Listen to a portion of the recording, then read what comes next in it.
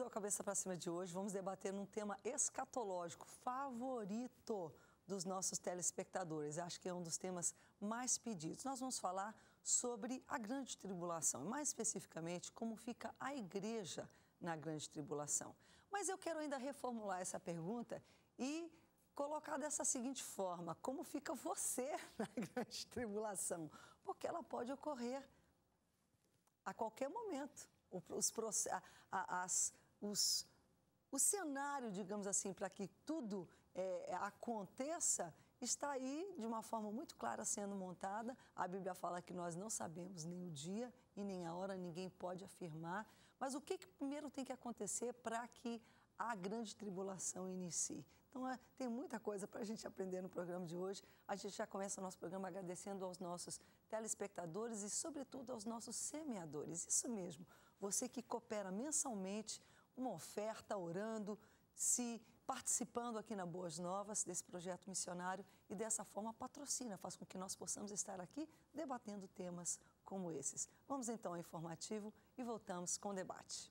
Estamos vivendo um tempo de relativa paz e tolerância para a igreja cristã. Esse momento não deve ser usado para justificar uma atitude de acomodação e apostasia, e sim como uma oportunidade única dada por Deus para a evangelização e o crescimento espiritual do seu povo. Dias virão em que muitos desejarão ouvir as boas novas, mas não poderão, pois os servos de Cristo estarão sendo impiedosamente perseguidos e caçados. A exemplo dos primeiros cristãos, os integrantes da última igreja terão que se reunir de forma secreta em comunidades subterrâneas. Essas comunidades deverão ter algum sistema de sobrevivência mínima e armazenamento de artigos básicos que permitam a sua existência e atividade evangelística nessa realidade difícil. Bem, para debater conosco hoje, temos o prazer de receber Nilson Carneiro, que é seminarista e professor de História e Ensino Religioso. Nilson, bem-vindo, muito bom tê-lo de volta aqui com a gente. Graças a paz, o prazer é todo meu estar aqui de volta. Tá certo. Hoje temos pela primeira vez, muito bom receber Jairo Carioca, que é professor de Teologia e também psicanalista. Jairo, bem-vindo. Graças a paz, para mim é um prazer muito grande estar aqui, né? Podendo participar desse programa aqui, sempre estive do outro lado, acompanhando na internet, na televisão. Que legal tê-lo aqui. Fico feliz de estar aqui. É uma honra para a gente também, tenho certeza. E os nossos telespectadores, isso é que é legal, né? Essa coisa dessa interação da pessoa que acompanha. Você que já conhece, por exemplo, né? O nosso decano aqui, o cara que está aqui acho que desde o início da Boas Novas, o pastor Edinaldo participa com a gente e é gostoso ter. E é nosso amigo, né? O pastor Edinaldo é nosso amigo. Olha só que legal. E agora poder estar aqui com ele ao vivo no programa. Muito bom ter também, como já falei, pastor Edinaldo Carvalho, que é pastor da Assembleia de Deus Madureira e palestrante de escatologia. Está com Escatom aí na mão, que é uma revista muito interessante que ele edita, um material maravilhoso, não só em termos gráficos, né, o visu, mas também, o mais importante ainda, o conteúdo. Já que a gente sabe que, às vezes, no que diz respeito à escatologia, tem muita coisa mirabolante, parece, por aí. Mas a gente já pode balizar, realmente, não que alguém seja dono da verdade, mas há, geralmente, uma linha ali que, né, a gente vem acompanhando e é por isso que é bom tê-los aqui, a gente encontrar. E, às vezes, até a gente diverge um pouquinho, isso é normal, porque é uma questão da interpretação. A palavra é a palavra. Embora que eu percebo que há uma convergência muito maior. A divergência propõe convergência, né? Com certeza, exatamente. Bem, o nosso tema hoje é a grande tribulação.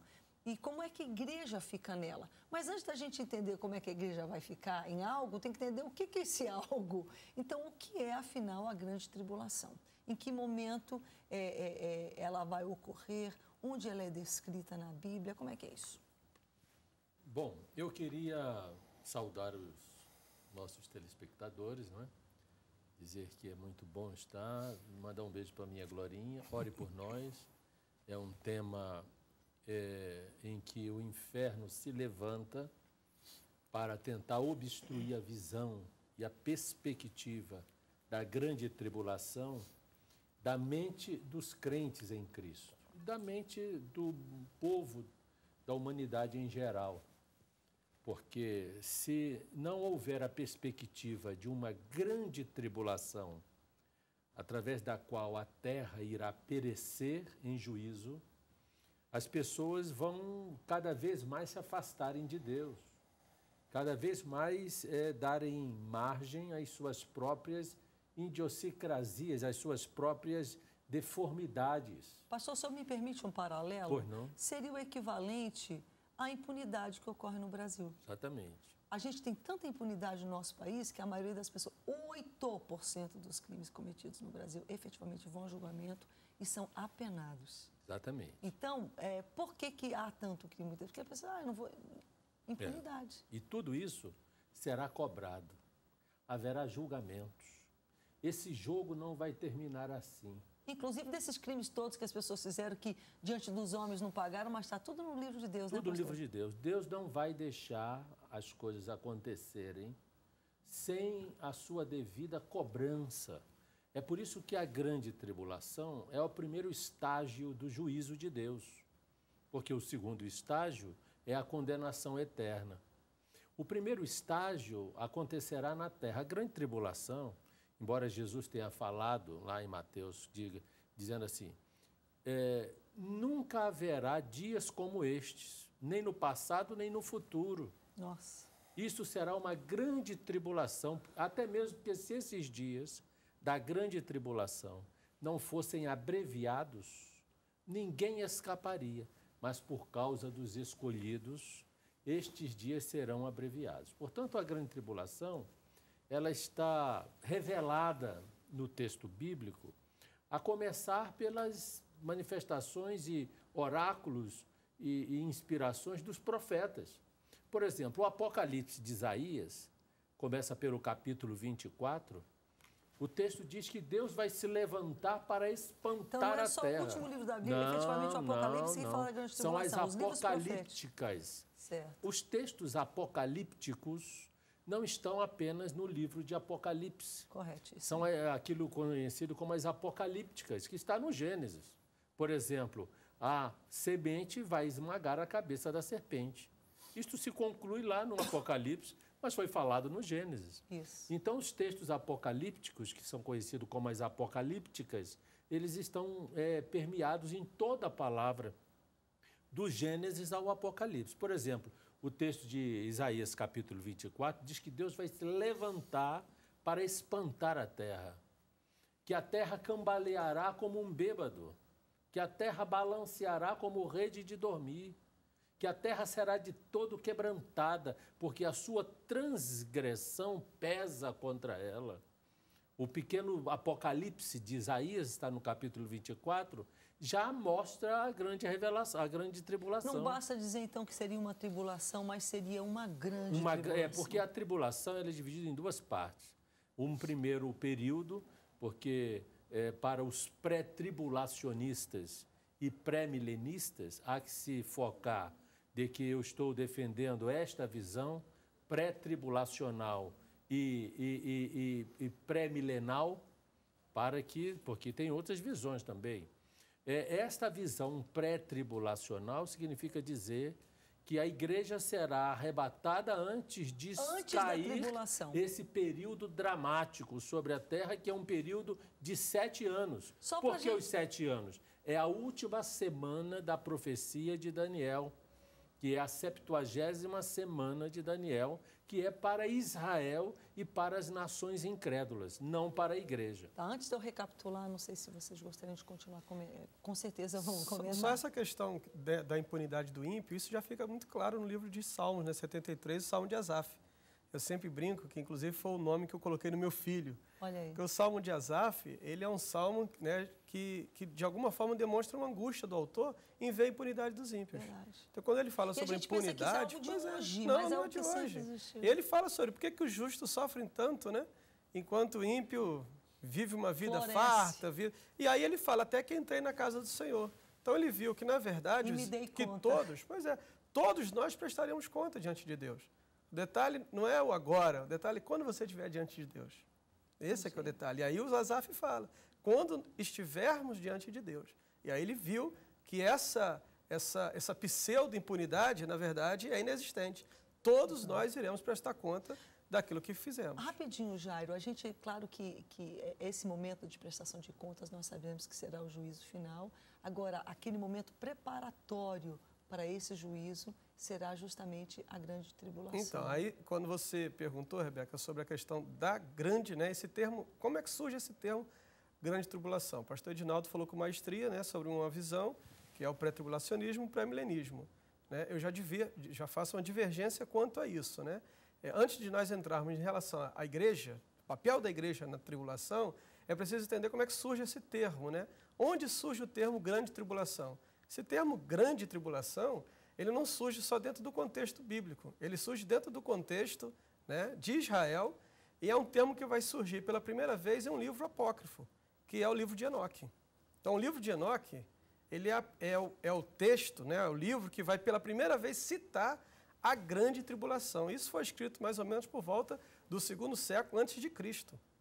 Então, que é muito antes de se pensar em Novo Testamento e no advento do próprio Cristo, você tem um livro pseudo, daquela época chamada Chassídica, né?